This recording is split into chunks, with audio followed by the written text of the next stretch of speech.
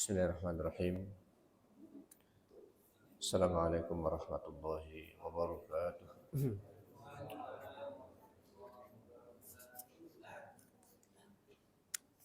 Alhamdulillah, alhamdulillah rabbil alamin. Salatu wassalamu ala asyrafil anbiya wal mursalin wa ala alihi wa ashabihi ajma'in. Asbahna wa asbahal mulku lillah. Walhamdulillahi la syarika lah.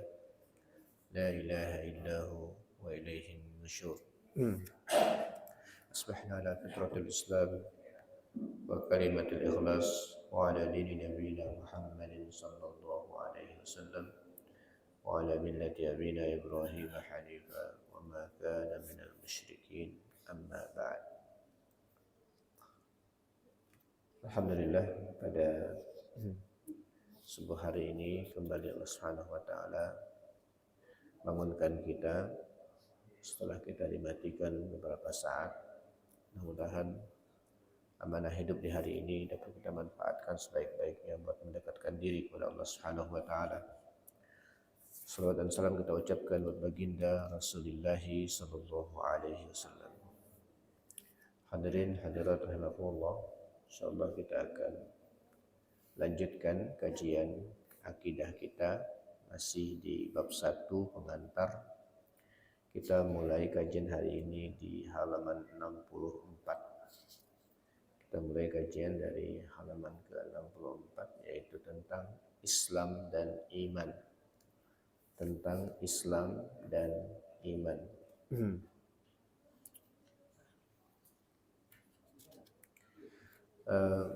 Hadirin hadiratullah, di pengantarnya pengarang mengatakan sesungguhnya agama yang dapat menyatukan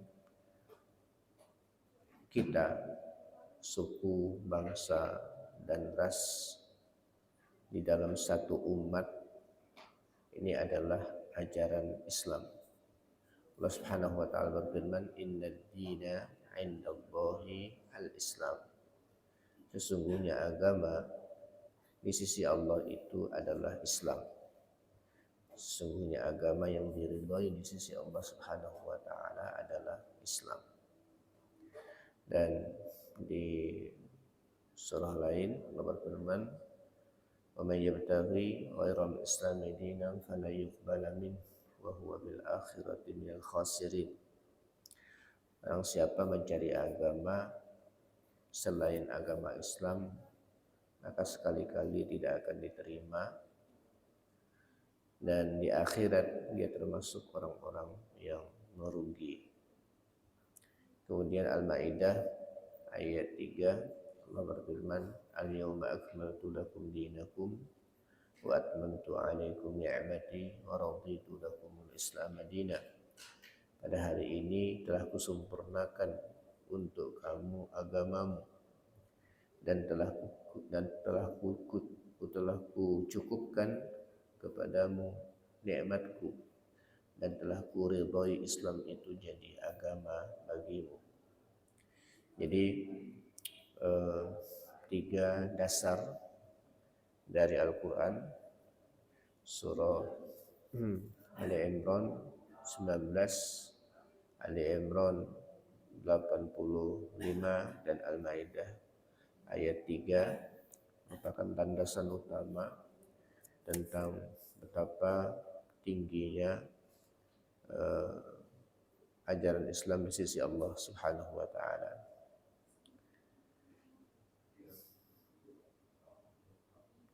Nah, beliau mengatakan kita semuanya adalah muslim. Kita semua adalah muslim. Bagaimanapun dan siapapun kita, dari ras manapun asal muasal kita, dan dengan bahasa apapun kita berkomunikasi. Inilah hakikat yang mendasari Islam. Inilah metode amaliyah yang dianut oleh Islam dan prinsip yang melandasi tujuannya. Jadi hadirin rahimakumullah, sebenarnya kalau lihat dari segi bahasa, kita ini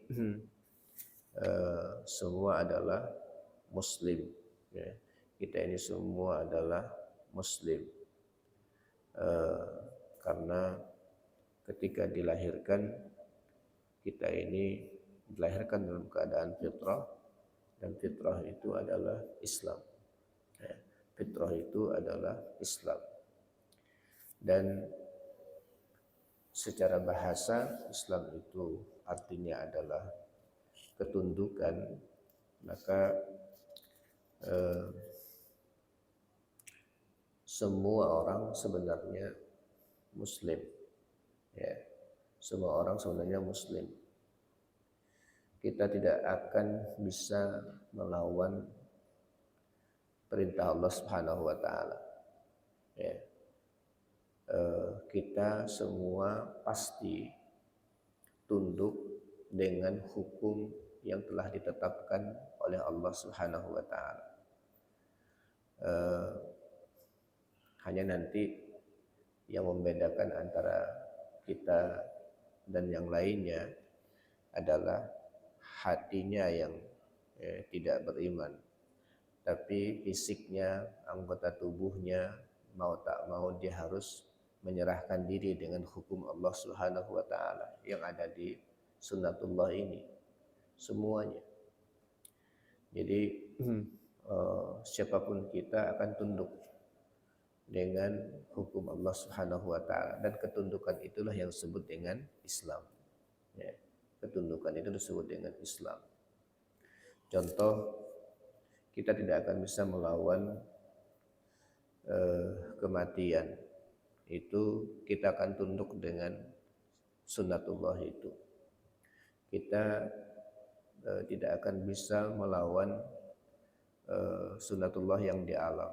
Panasnya api itu ya tetap kita akan terbakar kalau kita masuk ke dalamnya.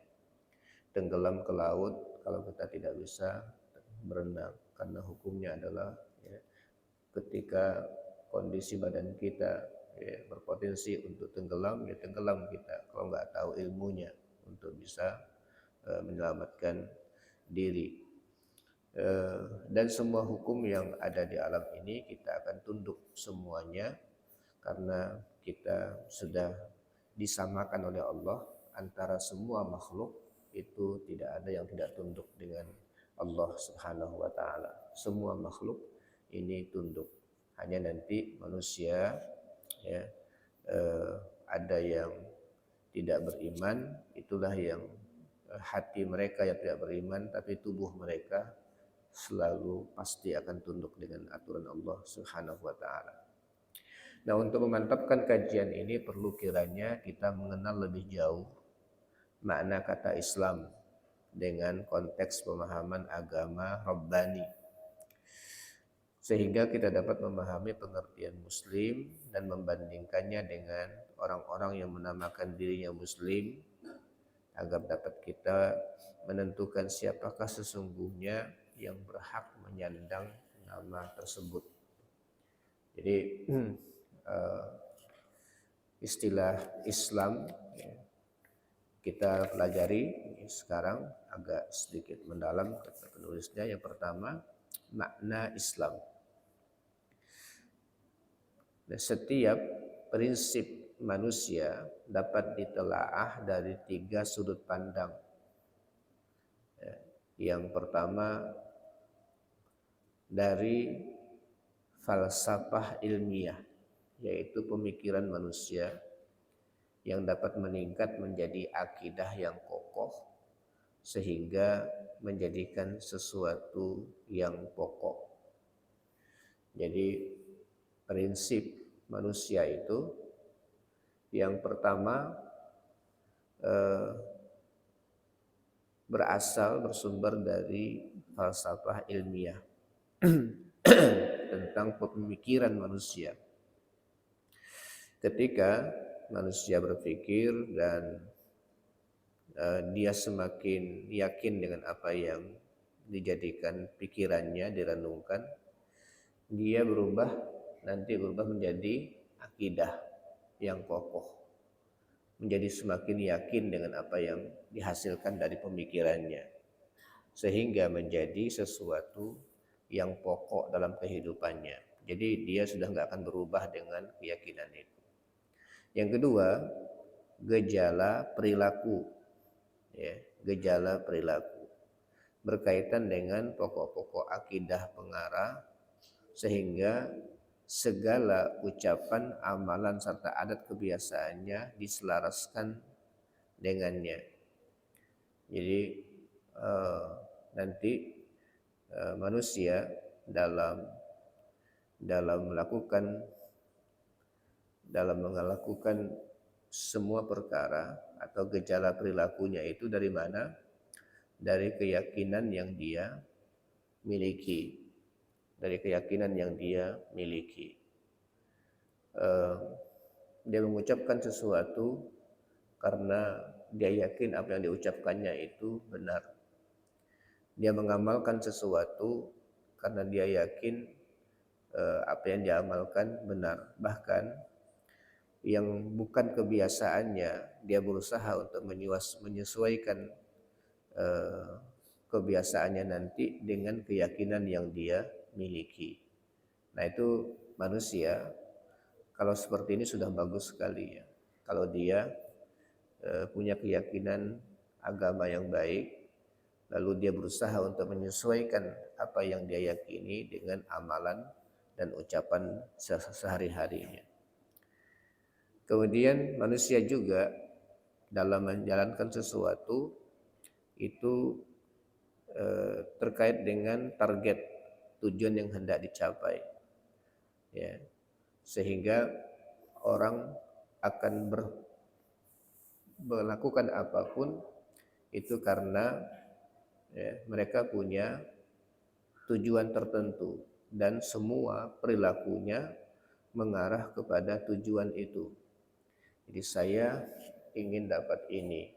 Supaya saya dapat, saya harus menyesuaikan semua pekerjaan saya dengan dengan target yang hendak saya dapatkan. Nah, itu manusia. Islam sebagai prinsip insani bahkan merupakan puncaknya. Ia merupakan pilihan Allah untuk umat manusia. Mempunyai 3 sudut sebagai berikut. Ya. Falsafah ilmiah yaitu pembentukan akidah muslim. Gejala perilaku sesuai dengan akidahnya, target yang dicarinya dalam target dan tujuan yang dicarinya dalam memeluk Islam. Jadi gejala perilaku manusia itu semua ada pada ajaran Islam. Falsafah ilmiahnya ada pada pembentukan akidah muslim. Ya. Membentuk akidah muslim merupakan suatu keharusan yang tertanam di dalam lubuk hati. Jadi dia harus tertanam.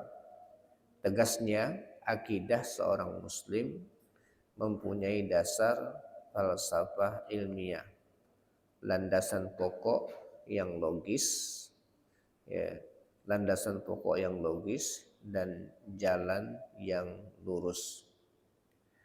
Jika kita mencamkan akidah yang ditetapkan oleh Islam melalui nas-nasnya, maka kita dapati akidah ini terfokus pada 6 pokok, yaitu akidah terhadap Allah, terhadap malaikat, terhadap kitab-kitabnya, akidah terhadap Rasul, tentang hari kiamat, akidah tentang takdir Allah yang baik dan yang buruk. Nah, pokok akidah tersebut dalam Islam disebut dengan iman. Ya, pokok akidah itu disebut dengan iman, maka disebut dengan rukun iman. Ya, disebut dengan rukun iman. Kenapa disebut dengan rukun? Rukun itu adalah sesuatu fondasi, ya, suatu fondasi yang apabila dia tidak ada, bangunan itu roboh. Ya, bangunan itu roboh. Tidak bisa tegak suatu bangunan kalau tiang utamanya itu tidak ada. Nah, di dalam Islam landasan pokok berpikir manusia itu adalah rukun iman. Ini yang harus tersimpan di dalam hati dan lubuk hati kita. Rukun iman ini harus menjadi dasar berpikir kita, cara pandang kita, itu harus itu yang kita miliki. Nah, kalau sudah kita miliki cara pandang hidup itu dengan rukun iman, ini nanti yang lain-lainnya ngikut nih, ya, yang lain-lain ngikut. Karena kita sudah bahas di awal kajian kita bahwa al-insan asiru aqidatihi, ya, manusia itu adalah tawanan keyakinannya. Ya, ketika manusia sudah meyakini atau tidak meyakini sesuatu, itulah yang menggerakkan dia untuk beraktivitas atau menghentikan aktivitas. Ya, jadi dia nanti dengan cara pandang rukun iman itulah, ya, maka yang lain-lain itu akan menyesuaikan. Ya, yang lain akan menyesuaikan. Nah, ini disebut dengan falsafah ilmiah cara pandang manusia. Ya, cara pandang manusia harus bergerak dari rukun iman. Kemudian sudut kedua yaitu sudut yang merancang dan membimbing perilaku seorang muslim. Ucapannya, amalannya, muamalahnya, akhlaknya, serta adat kebiasaannya sehingga sesuai dengan akidah. Sudut yang merancang dan membimbing perilaku seorang muslim. Ucapannya, amalannya, muamalahnya. Perilaku kita ini kan yang nampak itu adalah ya qaulun bil lisan gitu ya, amal kita itu, kemudian muamalah kita, akhlak kita, bahkan adat kebiasaan kita itu harus disesuaikan dengan akidah, ya, harus disesuaikan dengan akidah. Posisi dan kedudukannya dalam metode Islam adalah sebagai penjelas yang merefleksikan gambaran yang sempurna, ya, bagi ya, segala perilaku individu muslim, keluarga muslim, masyarakat muslim, serta bahkan ya, sampai kepada negara. Nah, jadi metode Islam secara global telah digambarkan dalam dua sumber yang sangat mendasar, yaitu Al-Quran dan As-Sunnah, dan keduanya diimplisitkan dalam bentuk perintah atau larangan. Jadi yang pertama rukun iman itu harus berada di dalam hati kita, cara pandang kita dari dengan rukun iman. Yang kedua, panduan kita untuk menyesuaikan diri dengan rukun iman. Nah, panduan hidup kita, baik perkataan kita seperti apa, kemudian muamalah kita seperti apa, itu nanti ada aturannya, ya, aturannya yang mendukung keimanan kita, yaitu aturan yang terdapat dalam Al-Quran dan Sunnah. Itu ya, aturannya yang akan memandu kita, yang akan menggerakkan kita untuk mendukung akidah. Nah, dalam bentuk perintah, misalnya rukun 5 amaliyah yang diungkapkan dalam Al-Quran dan Sunnah, yang terangkum dalam hadis Rasul disebut dengan rukun Islam. Ya, jadi rukun Islam itu rukunnya. Ya, rukun Islam itu rukun amaliyahnya. Yang rukun i'tiqadiyahnya itu 6, itu menjadi software, ya, menjadi software di dalam diri kita. Nah, dari situ nanti akan terbentuk bagaimana cara pandang kita terhadap segala sesuatu. Nah, di dalam mendukung rukun iman itu dalam amaliyahnya ada namanya rukun Islam, ya. Ada namanya rukun Islam. Rasulullah menyatakan, bersabda, bunyal Islam ala khamsin. Islam dibangun di atas 5 dasar utama, ya. Syahadati alla ilaha illallah. Nah, syahadat itu sudah bukti dari akidah kita kepada Allah dan Rasulnya, tapi dengan ucapan, ya, dengan ucapan. Jadi kalau sudah rukun Islam itu yang kelihatan, rukun iman itu yang ada di dalam hati, ya, itu yang ada di dalam hati. Nah, membuktikan rukun iman itu dalam bentuk ucapan dan dalam bentuk amalan, ya, itu dasarnya. Setelah itu baru sholat, zakat, haji, puasa dan haji, itu semua adalah bukti dari kebenaran kita tentang, atau bukti kebenaran akidah kita, ya, bukti kebenaran akidah kita.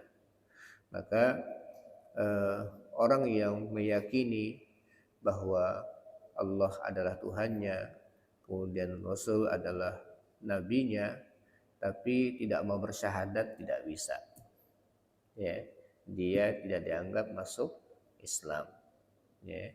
Dia yakin dengan Allah dan Rasulnya, tapi dia tidak sholat. Nah, gimana statusnya? Nah, kayak begitu. Jadi semua keyakinan itu nanti ada dibuktikan di tampilan luarnya, baik kata maupun perbuatan. Ini yang kedua, tentang landasan gejala perilakunya. Jadi dari keyakinan itu harus tampak di perilaku, ya. Dari keyakinan harus tampak di perilaku. Nah, kemudian dari segi larangan banyak, ya. Dari segi larangan Allah Subhanahu wa taala melarang kita untuk melakukan sesuatu. Ini larangan-larangan. Tadi yang perintah rukun Islam adalah perintah, larangan cukup banyak, dan semua larangan itu juga ketika kita beriman maka kita juga harus tunduk dengan larangan Allah untuk tidak melakukannya. Nah, segi ini harus bersandar pada akidah. Jadi semua perilaku kita, baik melakukan sholat, zakat, puasa, ya, kalau tidak berdasarkan akidah nggak diterima, ya. Kalau nggak berdasarkan akidah tidak diterima, ya. Jadi dia harus berdasar kepada akidah. Jadi kalau ada orang yang rajin sholat,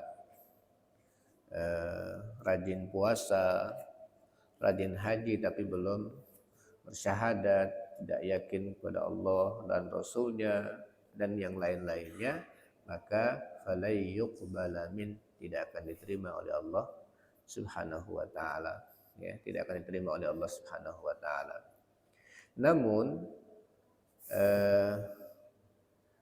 ya, seandainya tidak bersandar pada akidah, baik karena pengakuan seseorang yang secara terus terang mengingkari akidah Islamiyah, atau ia mengimani hanya sebagian ajaran akidah, maka amaliyahnya tidak dapat dikatakan sebagai Islami, sekalipun ada kemiripan dengan amaliyah Islam.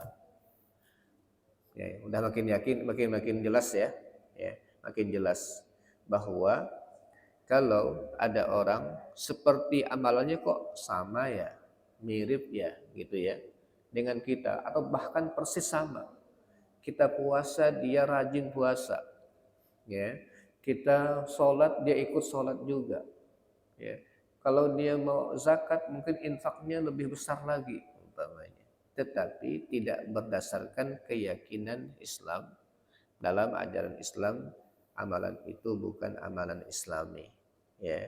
dan pekerjaannya dalam keyakinan Islam tidak diterima. Namun bila kita tidak mengetahui dengan jelas dan pasti, hendaknya kita anggap sebagai amaliyah Islami atau mempunyai sifat yang menunjukkan hakikat sebagai Muslim. Ya. Jadi kita juga tak boleh langsung mengatakan dia bukan tidak mengamalkan ajaran Islam. Ya. Tapi kalau dia sudah betul-betul mengingkari dari awal, jelas itu tertolak. Dan kalau kita tidak yakin, maka kita lihat dulu nanti kedepannya seperti apa. Hal ini karena hilangnya inti akidah yang merupakan syarat sah atau benarnya suatu amalan. Ya. Jadi dulu sekalian, jangan terkecoh dengan tampilan luar, ya, jangan terkecoh dengan tampilan luar. Lalu kita langsung mengatakan dia adalah Muslim dalam kategori makna definisinya. Tapi dia harus kita cari dulu akidahnya seperti apa, ya, akidahnya seperti apa. Nah, sebagai dalilnya ialah rukun Islam yang pertama, yaitu mengucapkan syahadat, yang berarti ungkapan hati yang diucapkan melalui lisan. Jika seseorang mengikrarkan aku bersaksi, tetapi hatinya tidak seperti apa yang diucapkan oleh lisannya, maka orang tersebut dikatakan berdusta. Ya, jadi tidak sah persaksian lisannya kalau hatinya tidak mengikuti apa yang diucapkan. Dan bila berdusta berarti gugurlah lafal tersebut. Ucapan itu menjadi gugur. Ya, dan ia dikategorikan oleh Allah sebagai orang munafik. Ya, dikategorikan sebagai orang munafik. Di dalam perlakuan sehari-hari, karena kita tidak bisa membuktikan kebenaran apa yang terdapat di dalam hatinya, maka masuk atau muncullah kategori ketiga di dalam Islam. Ada Muslim, ada Islam, ada istilah kafir yang betul-betul menolak. Yang ketiga ini antara dua itu. Ya, antara dua itu, dia mengucapkan syahadat tetapi hatinya tidak menerima apa yang diucapkan. Di hukum dunia dia tidak bisa ditolak bahwa dia adalah Muslim. Kenapa? Dia sudah mengucapkan. Ya, dia status resminya itu Muslim karena dia sudah mengucapkan syahadat. Tetapi di akhirat, ya, oleh Allah Subhanahu wa taala, Allah yang lebih tahu. Dan ini kelompok disebut dengan orang munafik karena dia tidak meyakini apa yang dia ucapkan. Nah, oleh karena itu, ketika orang-orang munafik memberi kesaksian bahwa Muhammad sebagai Rasulullah, sedangkan hati mereka tidak meyakininya, maka Allah membeberkan hakikat kedustaan mereka itu. Jadi dalam surah Al-Munafiqun ayat 1, Allah Subhanahu wa taala berfirman, "Idza ja'akal munafiquna qalu nashhadu innaka la rasulullah wallahu ya'lamu innaka la rasul wallahu yashhadu innal munafiqina lakadzibun." Ya, wallahu yashhadu innal munafiqina lakadzibun. Ya, apabila orang munafik datang kepadamu, mereka berkata, kami mengakui bahwa sesungguhnya kamu benar-benar innaka la rasulullah, kamu betul-betul rasul. Wallahu ya'lamu innaka la rasul, dan Allah yang mengetahui bahwa kamu sesungguhnya benar-benar rasulnya. Dan Allah mengetahui bahwa sesungguhnya orang-orang munafik itu benar-benar seorang pendusta, ya, benar-benar pendusta. Jadi Allah sendiri yang mengatakan, Allahu yashhadu innal munafiqina lakadzibun, ya, lakadzibun. Jadi tidak akan selamat Ya, meskipun di dunia dia bisa menyelamatkan diri, tapi di akhirat Allah sudah pastikan mereka tidak akan selamat. Nah, di dalam sebuah hadis yang diriwayatkan oleh Imam At-Tirmizi dari sahabat Ibnu Umar radhiyallahu an, Rasulullah sallallahu alaihi wasallam, sa'ada Rasulullah sallallahu alaihi wasallam al-mimbar fanada bisautin rafi' faqala ya ma'syara man aslama bilisanihi wa lam yufdil imanu ila qalbihi la tu'dzul muslimin wa la tu'ayyiruhum wa la tattabi'u awratihim fa innahu man yattabi' awrata akhihi al-muslim yutbi'illah atau yattabi'illahu awratahu wa man yattabi'illah awratahu yafdahu walau fi jawfi rahli. Rasulullah Shallallahu Alaihi Wasallam naik ke atas mimbar, lalu beliau bersuara lantang, menyeru dengan suara lantang dan bersabda, wahai segenap orang-orang yang Islam dengan lisannya, tapi hatinya atau imannya belum sampai ke hatinya. Wahai orang-orang yang berislam dengan hati, dengan lisannya, tapi imannya belum sampai ke hatinya. La tu'dzul muslimin, jangan kalian menyakiti orang-orang Islam. Wala tu'ayyiruhum, jangan beberkan keburukan dan aib mereka. Wala tattabi'u auratihim, jangan pula kalian mengintai aurat atau kelemahan mereka. Fa innahu man yattabi' aurata akhihil muslim yattabi'illahu auratahu, karena sungguhnya siapa saja yang mengintai aurat atau aib atau kelemahan saudaranya muslim, maka Allah akan mengintai aibnya. Dan siapa saja yang diintai kelemahannya oleh Allah, maka akan dibeberkan oleh Allah sekalipun di tengah atau di lubuk tempat tinggalnya. Jadi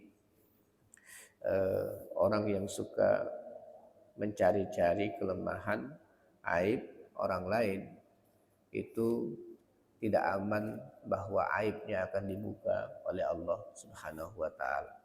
Nah, ini disebutkan oleh Rasulullah, wahai yang beriman dengan lisannya tapi belum sampai imannya masuk ke dalam hatinya.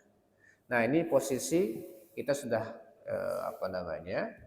kita sudah mulai memahami ya, bahwa Islam itu terdiri dari yang paling pertama pokoknya adalah hati, ya, pemikiran kita tentang keyakinan kita yang terdapat di dalam hati, yaitu rukun iman. Itu dasarnya, dasar. Yang kedua, bukti di gejala perilaku kita, yaitu dengan kita melaksanakan rukun Islam dan meninggalkan apa yang dilarang oleh Allah Subhanahu wa taala. Kemudian sisi ketiga adalah sisi yang membatasi dan mengarahkan tujuan yang ingin dicapai seorang muslim dalam memeluk Islam, yaitu antara akidah dan perilaku. Dan bila kita menoleh kepada pembatasan dan pengarahan target tujuan muslim, kita dapati 3 tahapan. Ya, sebenarnya target hidup seorang muslim itu apa ketika memeluk Islam? Pertama, seorang muslim ketika mengenal Allah dengan dalil-dalil dan dari dalil alam, ya, sesungguhnya ia bertujuan untuk menyempurnakan jiwanya melalui pengetahuan. Ya. Jadi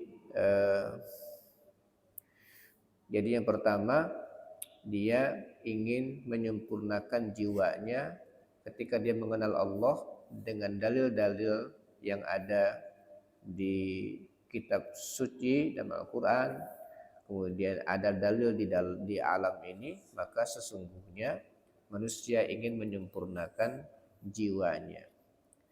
Kesempurnaan jiwa dengan pengetahuan merupakan bentuk kebahagiaan yang sangat agung. Jadi ketika seorang muslim telah mengenal Allah dan telah mengenal pula keagungan Allah, kesempurnaan sifat-sifatnya, mengimani hal-hal yang gaib yang datang dari Allah, maka seketika itu akan bertambah semangatnya untuk mewujudkan target kedua atau yang berikutnya. Jadi yang pertama, ketika dia menjadi seorang muslim, target hidupnya apa? Ingin menyempurnakan jiwanya. Karena sisi utama yang ada di dalam diri kita ini adalah jiwa. Nah, dari jiwa itu yang menggerakkan segalanya. Nah, jiwa itu akan menjadi nikmat, menjadi bahagia, menjadi tenang ketika dia mengenal Allah Subhanahu wa taala. Ya, ala bizikrillahi tatmainnul qulub. Ya, dengan mengenal Allah hati akan tenang. Jadi kita banyak ketidakpuasan dan banyak sekali hal-hal di dunia ini yang kalau tidak kita pahami lewat agama, orang menjadi bingung untuk menafsirkan fenomena-fenomena hidup ini. Di antara pertanyaan yang sampai hari ini tidak bisa dijawab oleh orang-orang yang tak beriman adalah fenomena kematian. Dan akhirnya mereka menyerah untuk memilih agama. Itu kenapa? Karena yang bisa menjawab apa yang akan terjadi setelah mati itu agama, kata mereka. Jadi mereka itu paling bingung kalau sudah ini kalau mati mau ngapain lagi ini? Ya, apa yang akan terjadi setelah itu? Nah, mereka sudah menyerah di situ sudah. Jadi ada kepuasan dan kenikmatan jiwa yang harus kita penuhi, dan itu hanya bisa dipenuhi dengan iman. Ya, hanya bisa dipenuhi dengan iman, dengan ilmu agama.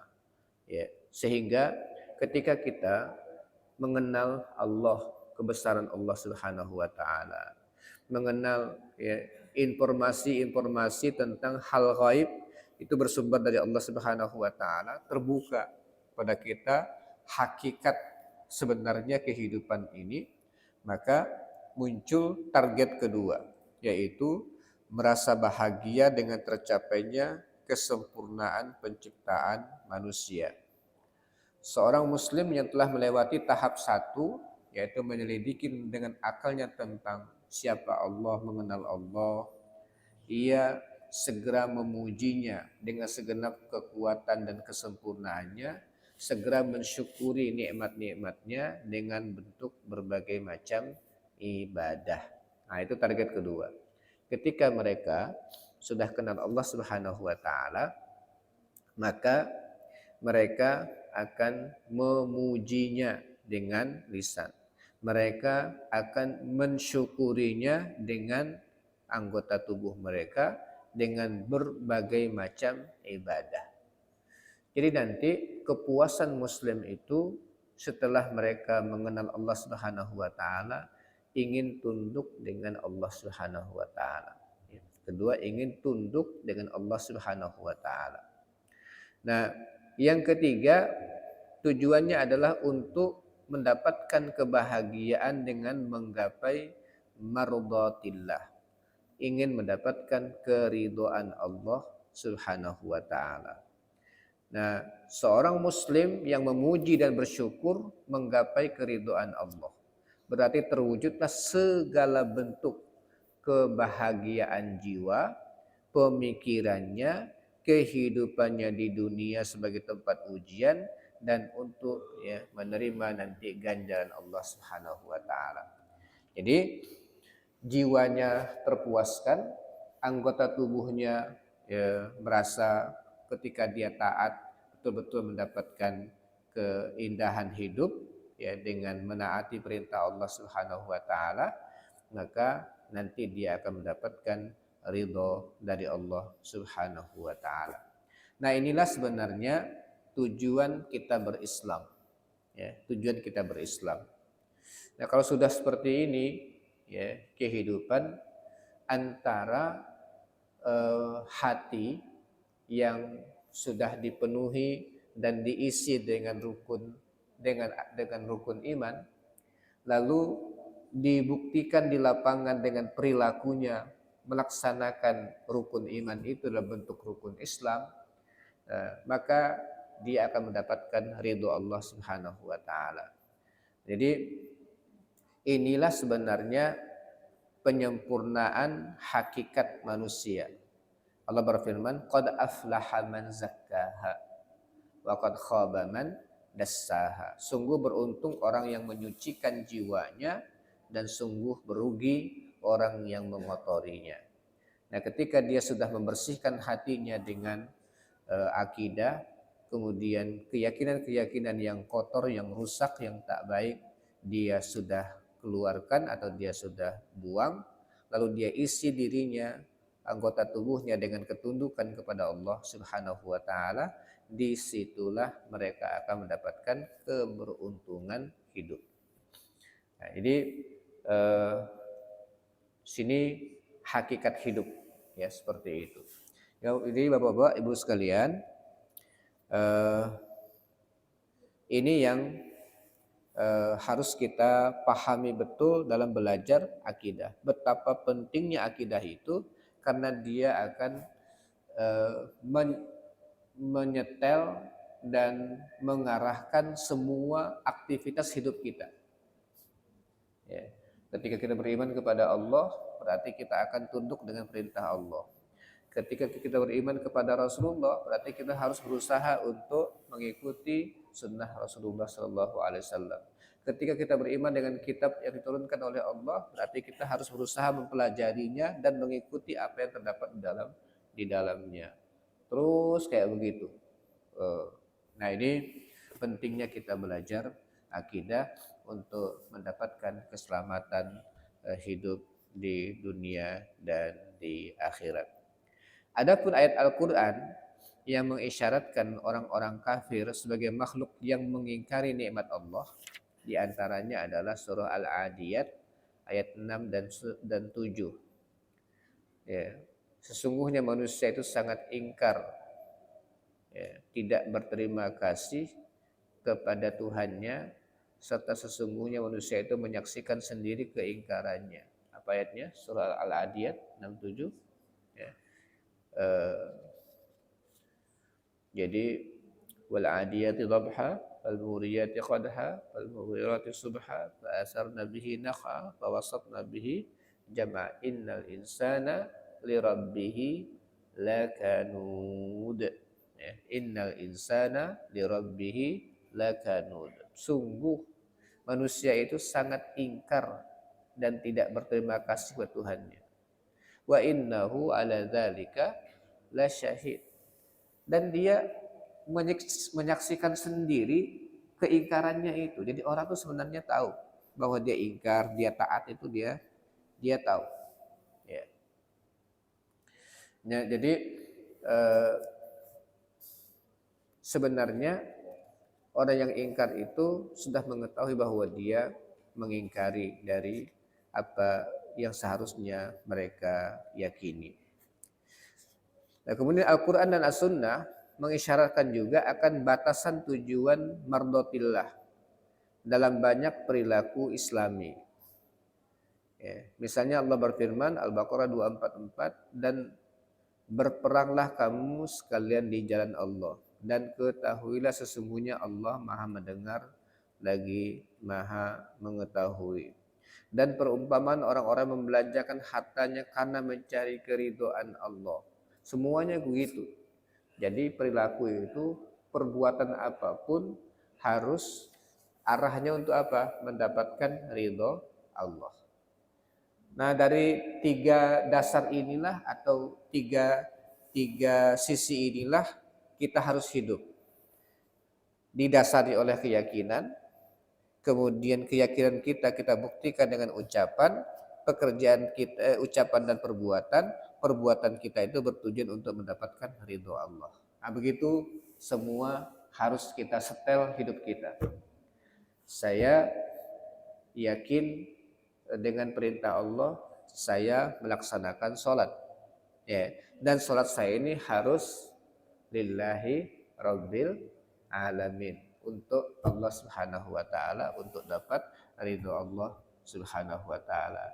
Saya akan melaksanakan ya kehidupan berumah tangga umpamanya, berumah tangga.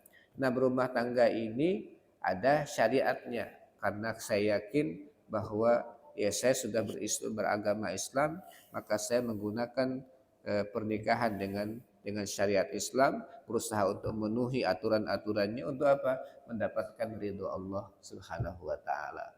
Saya ingin melakukan bisnis. Nah, karena saya adalah muslim, Allah merintahkan saya untuk begini, maka saya harus ikut aturan-aturan bisnis untuk apa? Untuk dapat ridho Allah Subhanahu wa taala. Jadi tiga sisi itu harus terus menjadi pagar dan arah hidup. Ya, dalam semua aktivitas seperti itulah kita mengarahkan hidup kita. Nah, kalau sudah seperti itu, maka luar biasa ya, kehidupan kita akan selalu sejalan dengan apa yang diharapkan oleh Allah Subhanahu wa taala. Jadi hadirin hadirat rahimakumullah, dari sinilah nanti kita akan bisa mengetahui bentuk penyelewengan yang terjadi pada hidup manusia. Ya. Dikatakan di sini penyelewengan terhadap tiga segi Islam. Setelah kita mengetahui ketiga segi Islam tersebut, muncul pertanyaan, dapatkah sebagian dari hal itu berkurang atau menyimpang? Ya, pada hakikatnya sebagian darinya mungkin saja berkurang atau diselewengkan meskipun sedikit dengan tidak merusak nilai Islam di dalam lubuk hati seorang muslim. Sementara itu sebagian yang lain tidak mungkin berkurang atau diselewengkan dalam kondisi apapun. Bila terjadi kekurangan atau penyimpangan, maka rusaklah Islam di dalam hatinya dan ia dinyatakan sebagai orang kafir sampai ia bertaubat. Jadi hadirin sekalian, nanti kalau terjadi penyimpangan dari tiga hal itu, mana yang masih dikategorikan dia muslim atau tidak, ya itu nanti ada ininya, ada hal yang harus kita pelajari, ya. Menyimpang, mana yang masih dianggap muslim tetapi kurang imannya, atau ketika dia menyimpang sudah dikategorikan kufur karena yang hilang itu adalah akarnya. Kalau pohon umpamanya akarnya hilang ya mati semua. Tapi kalau yang hilang adalah rantingnya, maka dia masih pohon dan tetap hidup. Ya, tetap hidup, tetapi ada yang berkurang. Nah, muslim itu nanti memiliki sekian cabang, ya, sekian cabang-cabangnya, kayak kalau tubuh, ya, kalau tubuh, kalau yang sudah yang hilang dari tubuh kita adalah yang hilang dari tubuh kita adalah sumber kehidupan, ya kayak leher ditebas, sudah itu matilah dan tidak dianggap manusia lagi. Tapi kalau jarinya yang putus satu umpamanya, masih tetap dia dianggap ya hidup dan masih berstatus ya manusia dan sebagainya.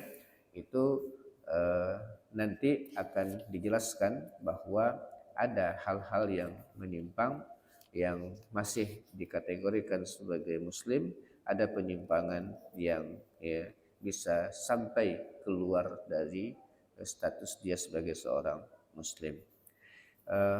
Karena waktu, kita buka tanya jawab. Assalamualaikum warahmatullahi wabarakatuh.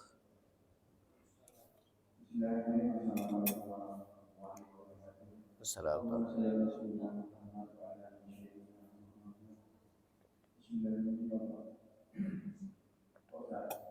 Seseorang yang baru bisa disebut muslim atau pemeluk agama Islam apabila orang itu sudah menjalankan dua pilar, yaitu iman dan Islam. Karena kalau kita lihat memilah cara pandang manusia, apabila orang tersebut tidak melaksanakan atau membedakan dua gelar tersebut. Dua gelar tersebutnya misalnya membedakan antara iman dan Islam.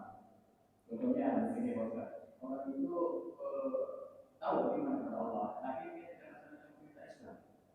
Tahu orang itu Islam, tapi dia tidak beriman kepada Allah. Bagaimana membedakan sudut pandang ini?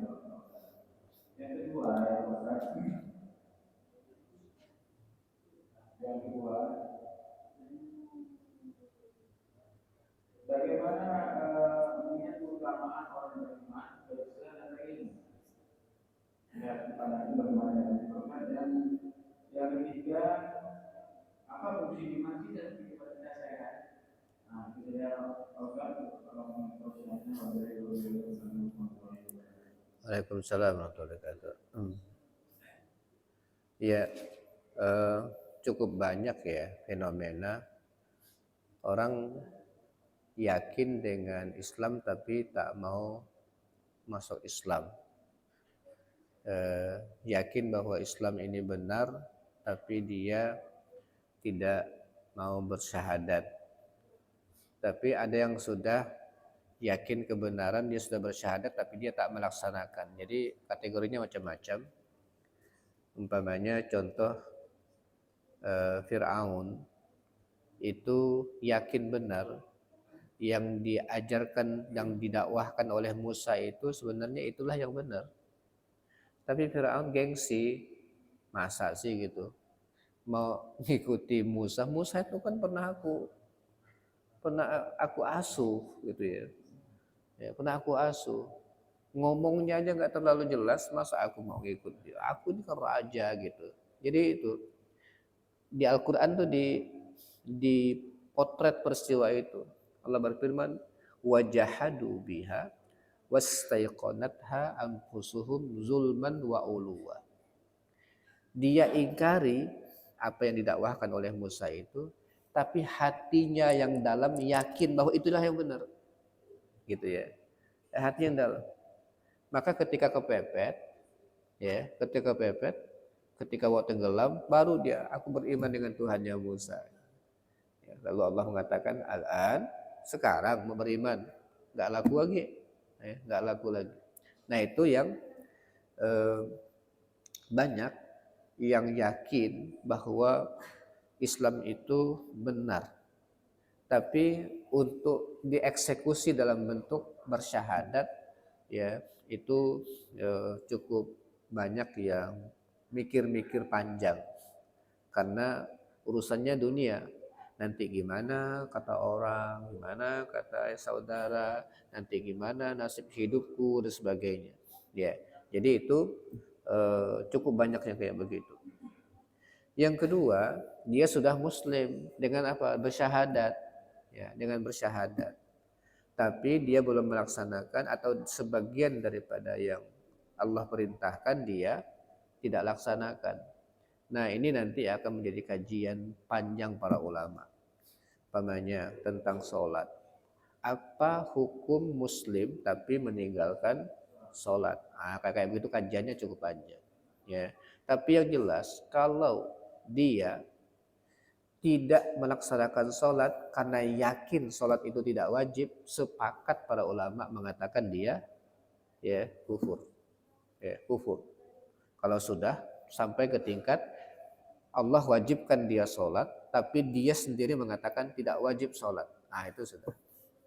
Jadi kalau rukun Islam itu sampai ke tingkat yakin itu bukan perintah Allah, nah itu sudah. Tapi kalau dia meninggalkannya karena belum terpanggil bahasanya, belum kayaknya belum malas-malasan melaksanakannya, itu terjadi perdebatan.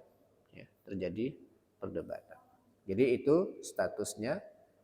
Tapi ada lagi status yang ketiga, dia bersyahadat tapi tak yakin. Nah ini disebut dengan orang munafik ini, ya munafik. Nah status di dunia tetap disebut sebagai seorang Muslim, tapi di akhirat dia fid-darkil asfali minan nar. Ya dia adalah di paling bawah dari neraka. Ya. paling bawah dari neraka. Jadi muslim yang taat adalah yakin dan taat melaksanakan perintah Allah Subhanahu wa taala untuk mendapatkan ridho Allah. Nah, inilah yang harus kita didik, kita upayakan manusia ke situ. Tetapi kalau yakin tak taat, ya, memenuhi taat dengan syahadat tapi tak yakin, itu udah ini penyimpangan, ya, penyimpangan. Kemudian yang kedua tadi tentang, oh iya, yang jelas ya, kalau Allah Subhanahu wa taala akan mengangkat, ya, derajat orang-orang yang beriman dan berilmu beberapa derajat, gitu ya. Yarfa'illahu allazina amanu minkum wallazina utul ilma darajat. Allah akan mengangkat derajat orang-orang yang berilmu, beriman di antara kalian, dan orang-orang yang diberikan ilmu beberapa derajat. Jadi orang Islam yang tak punya ilmu, ya, tentang bagaimana dia berislam, tetap keimanannya itu, ya, akan menjadi faktor penyebab, ya, dia diakui sebagai seorang muslim. Tetapi ketika dia tak berilmu, maka dia nanti tidak bisa memandu hidupnya melaksanakan perintah Allah Subhanahu wa taala. Ini yang sangat berbahaya. Oleh karena itu Allah Subhanahu wa taala merintahkan kita untuk, ya, untuk menuntut ilmu, dan ilmu yang paling utama adalah ilmu yang paling dasar yang harus kita laksanakan sebagai kewajiban kita. Jadi ilmu itu ada yang wajib sifatnya, ada yang, ya, sunnah sifatnya. Ya, yang wajib adalah yang harus kita ketahui. Syahadat kalau nggak tahu gimana, sholat kalau nggak tahu gimana. Jadi ada ilmu-ilmu wajib yang harus kita ketahui.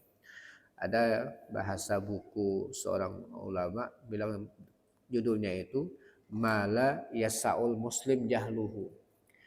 Perkara-perkara yang tak boleh tak diketahui oleh orang Islam. Nah, gitu. Jadi perkara-perkara yang tak boleh tak diketahui oleh orang Islam. Kita untuk mengetahui semuanya nggak mungkin, tapi tidak boleh ada hal-hal yang kalau kita tidak tahu, kita tidak bisa melaksanakannya. Kada sholat, ya, mau bayar zakat tapi nggak tahu ilmunya, itu kan bahaya sekali, ya, bahaya sekali, akan mencelakakan dirinya.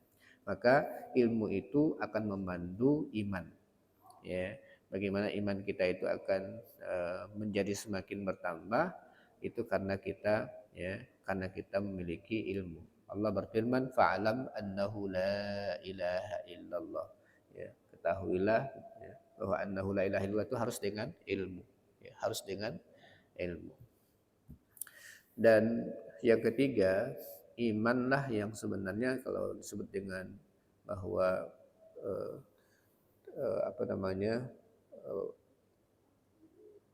apa manfaat, ya, iman dalam kehidupan sehari-hari, ya, apa keutamaannya. Nah, iman itulah yang tadi, ya, menjadi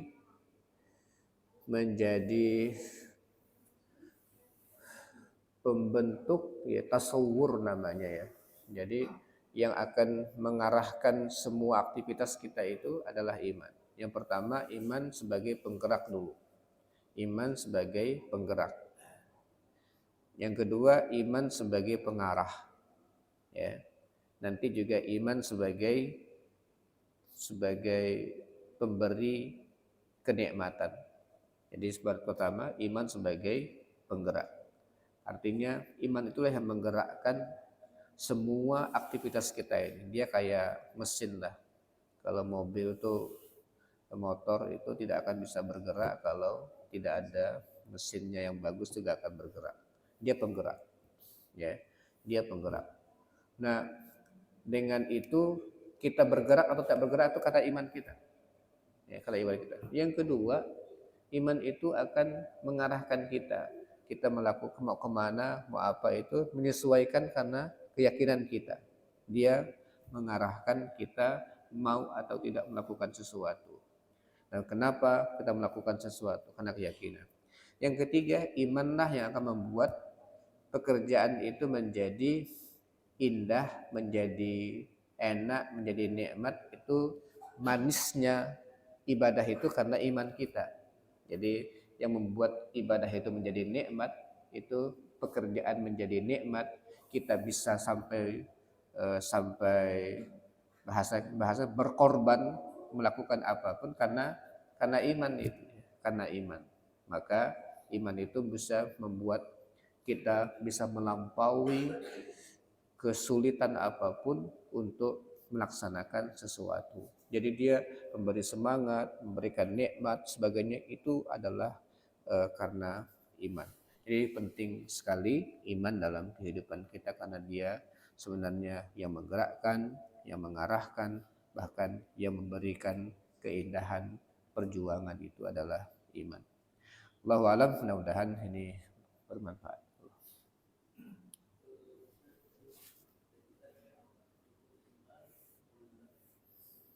Ya.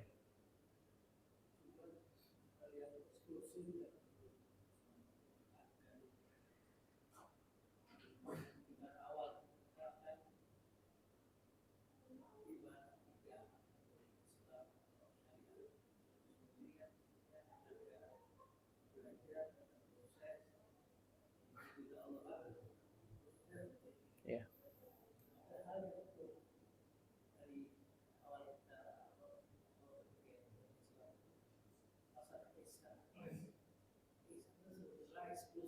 Ya.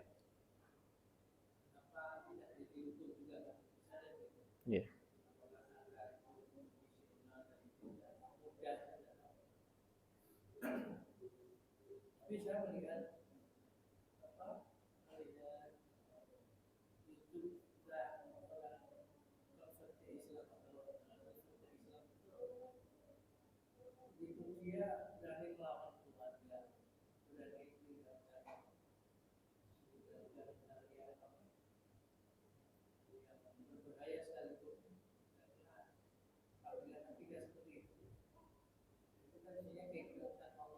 Ya. Ya.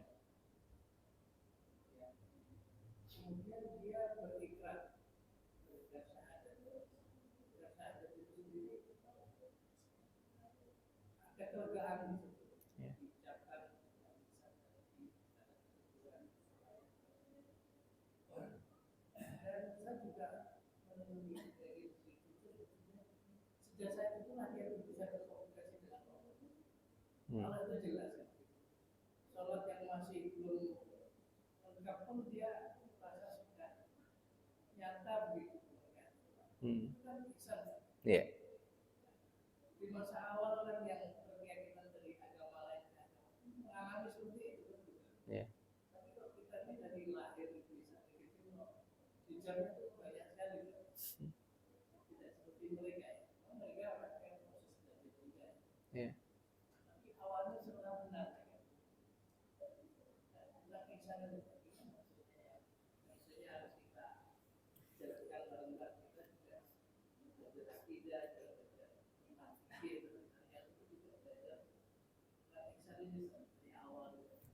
Ya.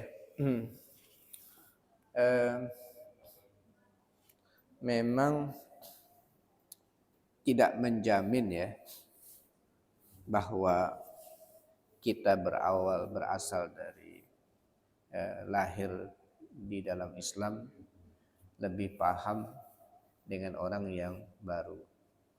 Jadi sampai Rasul mengatakan rubba muballighin au amin sami. Sangat mungkin ya orang yang ini agak jauh tapi sebenarnya ada hubungannya. Betapa banyak orang yang disampaikan itu lebih paham daripada orang yang mendengar. Ini begini, dia nyatat apapun yang didengar. Ya. Kalau disampaikan pokoknya yang dia catat, yang dia dengar itu dia sampaikan. Belum tentu yang dia ucapkan itu lebih dia pahami dibandingkan orang yang mendengarkan lagi dari dia. Gitu. Jadi sangat mungkin dia catat apa adanya dari belajar yang dia dengar gitu ya.